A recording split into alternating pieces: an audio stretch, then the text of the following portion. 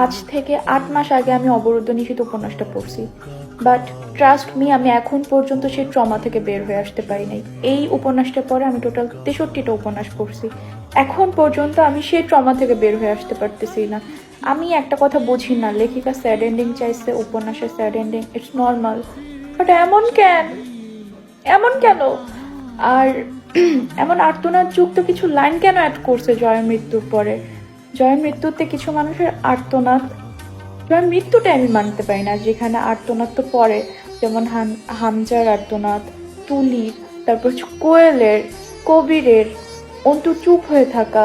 ভাই, খুবই খারাপ করছে, খুবই খারাপ করছে। যখনই আমার মনে হয় তখনই মনে হয় যে লেখিকাকে গিয়ে গুলি করে দেই, গুলি করে জয় বাংলা করে দিই। আরেকটা কথা হচ্ছে, আমাকে যদি বলা হয় যে তোমাকে উপন্যাসে যাওয়ার একটা অপশন করে দেওয়া হবে, তাহলে তুমি উপন্যাসের কোন জিনিসটা চেঞ্জ করতে চাও?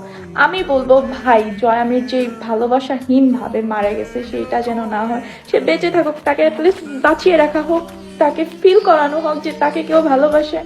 তার লাইফে এরকম খুবই উল্টাপাল্টা লাগতেছে, তাই না? রাত 1টার দিকে কেন আমি এরকমই করতেছি, কেন আমার